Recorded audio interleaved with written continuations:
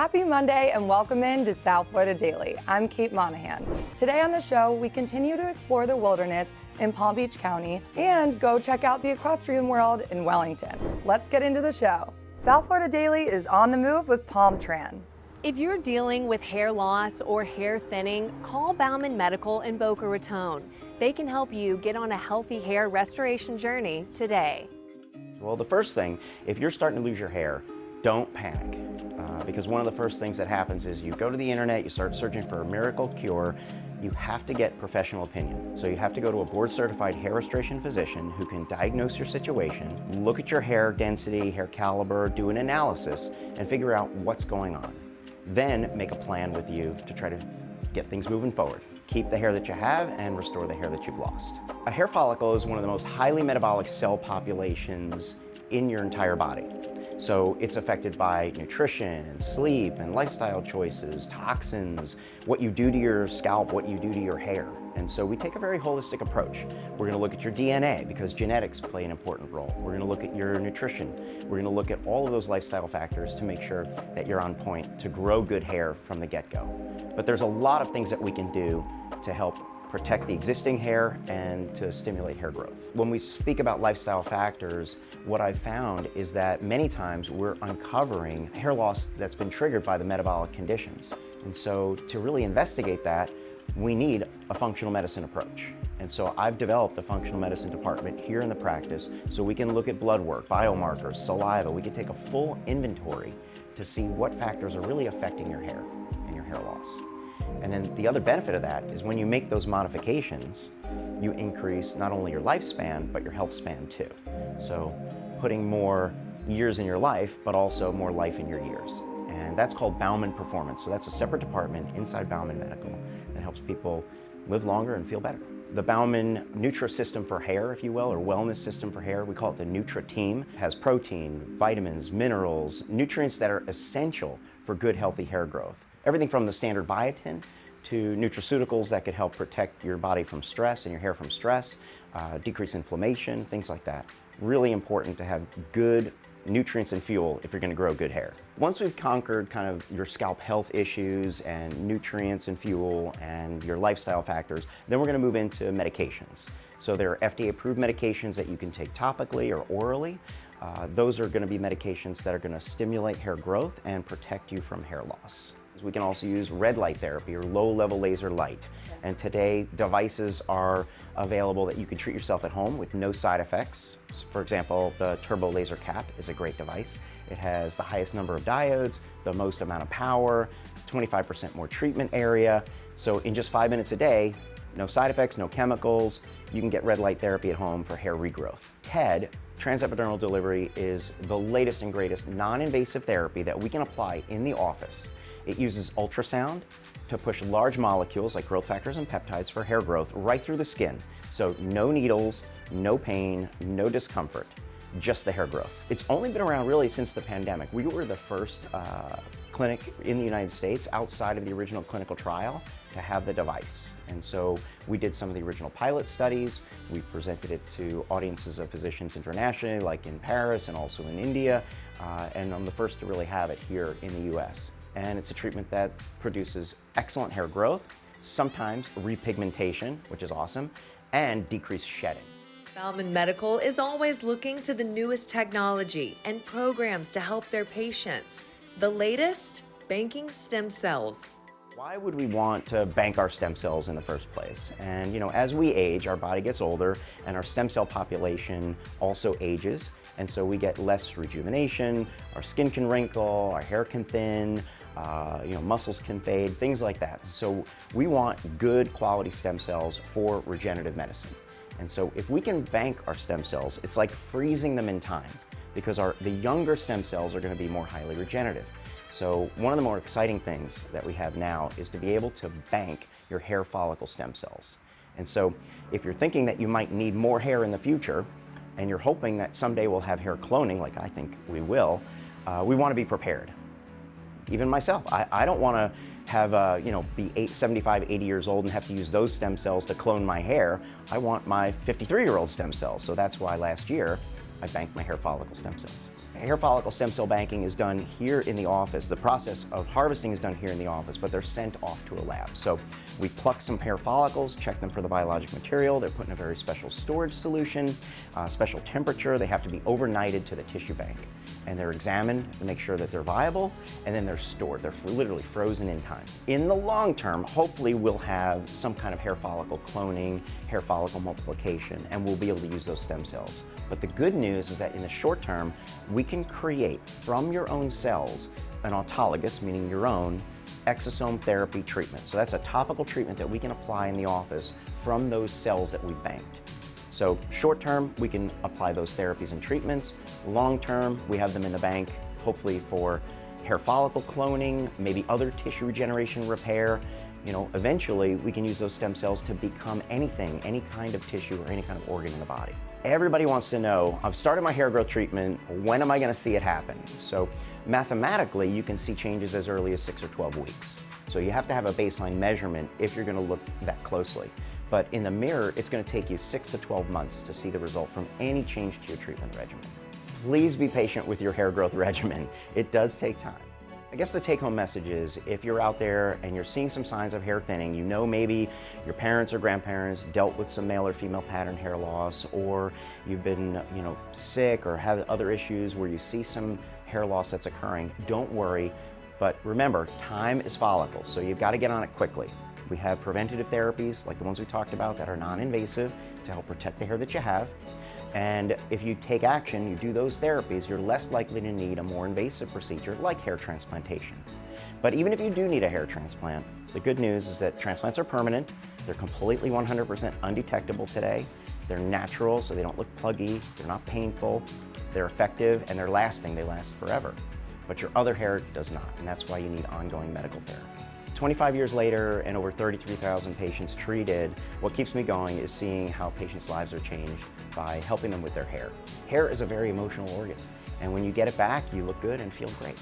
And even though we're located here physically in Boca Raton, we have patients from all around the world. So if you are struggling with hair loss, you can call, click, or visit, so to speak. You can talk to me from your home or from your phone, as well as come into the office for an evaluation.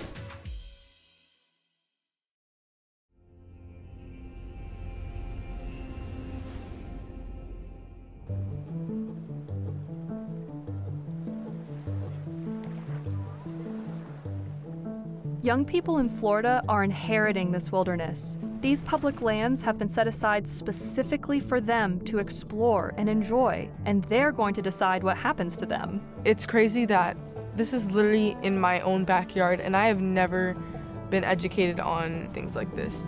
I've learned stuff out here that a whole year of school wouldn't teach me, Go outside of your comfort zone and see what's out there. Go look literally in your backyard.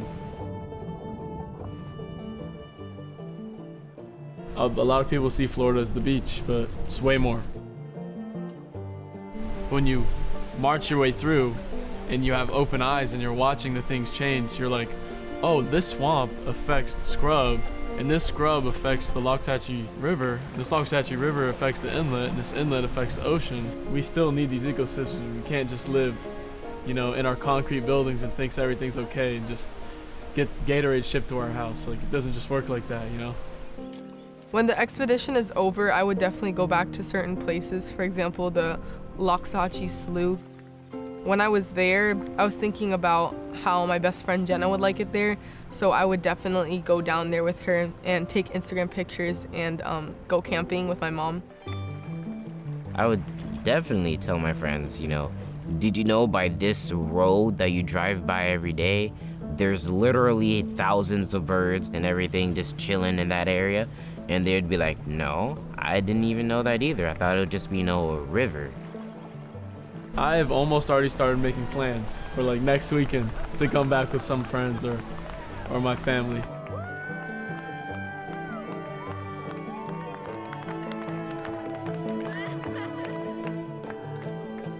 Being able to come back to these wild areas isn't something we can take for granted. Only a fragment of wilderness is left, and the ecosystems that remain depend on each other to stay healthy. It's one thing to hear about the wilderness from a science educator like me, but nothing makes you care more about wild spaces than seeing them for yourself. Sharing these wild areas with Noah, Cortez, and Kiana has been a dream come true. Want to see what we're up to in real time? Make sure you're following us on Facebook and Instagram at South FL Daily. The South Florida Daily set is sponsored by El Dorado Furniture.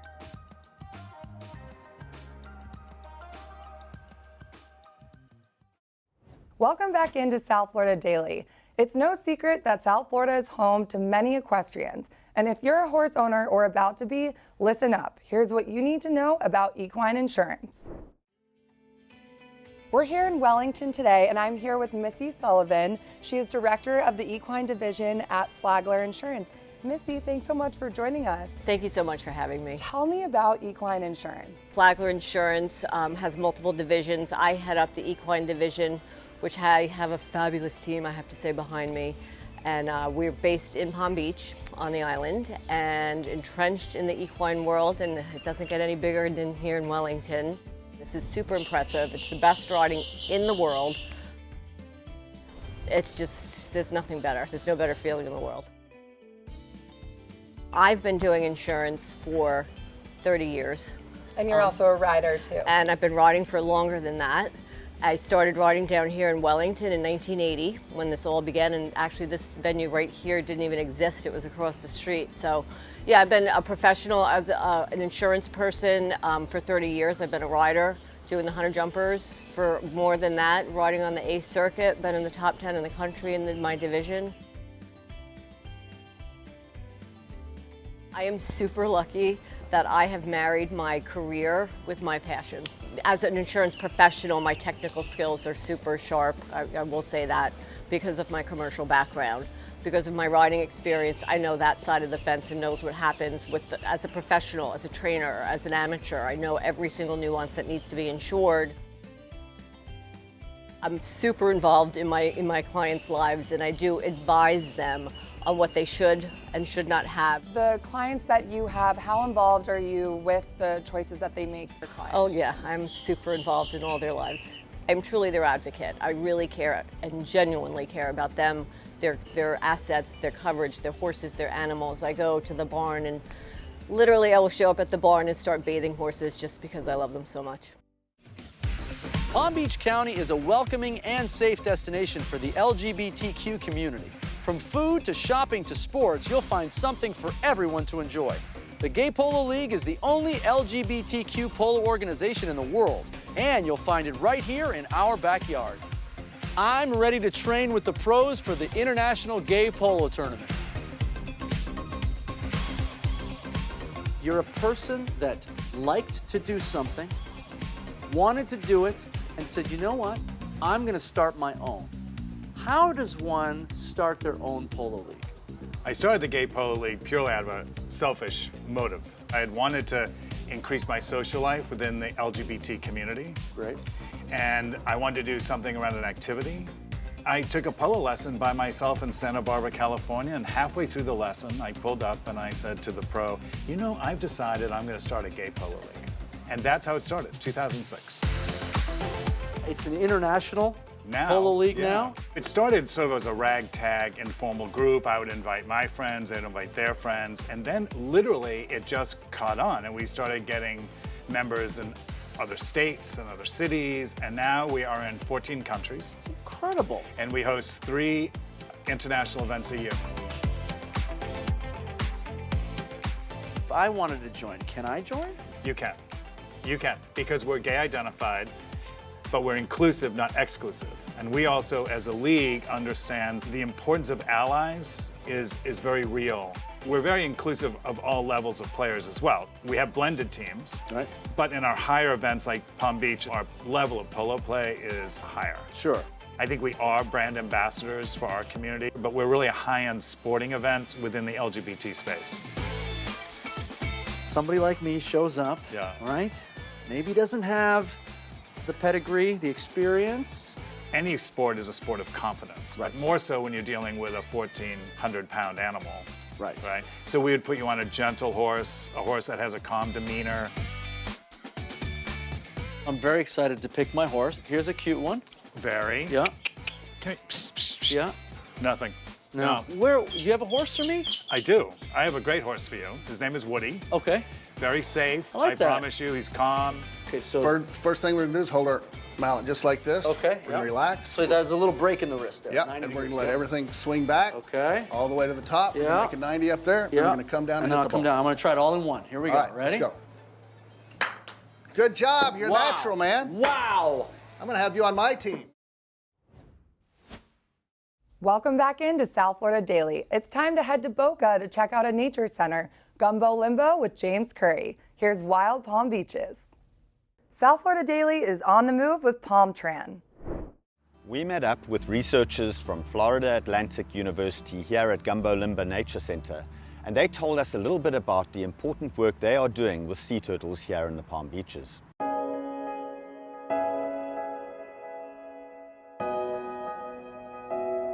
I'm a sea turtle biologist, so that covers a lot of territory, and I do everything from nesting studies in sea turtle hatchlings to diving physiology to, in this case, the studies that we're doing here at Gumbo Limbo have to do with immunology and fibropapilloma disease, which is a disease that affects hard-shelled turtles, but in particularly juvenile green turtles. So Palm Beach is really important for two reasons. We have in southeast Florida the largest aggregation of nesting loggerheads in the world. So the nesting beaches are very important, but we also have a lot of bays and estuaries, and those are the development areas for juvenile turtles. Here in Palm Beach County, we have 3 turtles that nest in large numbers. So by far the largest number of turtles are loggerhead sea turtles. So they nest by the thousands. And then we also have green turtles, though those are in the hundreds of turtles. And leatherback turtles will also find, but in much smaller numbers, maybe a few hundred of those total in Palm Beach County. Sea turtles are literally dinosaurs. They've been here since the age of the dinosaurs. They survived the disaster that wiped everybody else out, and they are still here. So when you go out on the beach at night maybe and you see a nesting sea turtle, you're looking at something that's been around for hundreds of millions of years, and there's not many people who can say they've seen a dinosaur. The research that I've been doing is showing that there's a pretty strong link between pollution in the waters around the coast of Florida and the development of this terrible disease that affects these sea turtles. So anything that we can do to reduce pollution, particularly runoff from agricultural fields, people that use too much fertilizer on their lawns, people with septic tanks that leak into the waters, all of that washes into the ocean, and what affects the sea turtles eventually is going to affect us as well. There definitely are some challenges now, and unfortunately most of those are man-made, whether it's pollution, whether it's the loss of nesting beaches. In some areas they're still poaching. There are a lot of, for instance, leatherback turtles that get hooked on fishing lines, particularly long line fisheries in the Pacific. So we have been definitely seeing an increase in the population. The nesting populations have been increasing steadily, at least in South Florida, for the past decade or so. Basically, the Endangered Species Act actually works when it's employed, and those turtles that were hatchlings 20 or 30 years ago are now nesting females that are coming back to nest. So we are seeing an increase in some of the populations, but they are still, for the most part, endangered. There are still a lot of challenges. Gumbo Limbo Nature Center is a city park, and there is a lot of important research going on here. There's sea turtle rehabilitation, but also it's an educational institution. So here is a place to come and find out all about the South Florida habitats, the mangroves, the fishes that live on the coral reefs, and to find out how you can help to conserve the natural resources that we have all around us. We have an amazing team here at Gumbo Limbo. They are specialists in their field. Our sea turtle rehabilitation team is recognized around the world for the groundbreaking work they're doing to protect threatened and endangered sea turtles here. Our education team has field trips operating every single day school is in session, and we have an amazing summer camp that we can reach out to all of our local kids and share with them our mission and how they can be environmental stewards. So this is a little loggerhead sea turtle, a washback loggerhead sea turtle. And what that means is this little turtle was hatched somewhere on a beach, swam off to the currents, and then was washed back into shore. You can tell this turtle is sick, it's emaciated, and this turtle has been passing plastic. We're actually involved in a study with the University of Florida's Whitney Lab in St. Augustine, where we're trying to tease out what types of plastics we're actually finding in these little washback sea turtles. We're trying to find out what colors, what sizes, in hopes of getting better information out there to what's actually going on in our oceans. All right, to give you an idea of what kind of plastic we're seeing in these turtles, we're seeing broken down tiny pieces of plastic, so microplastics.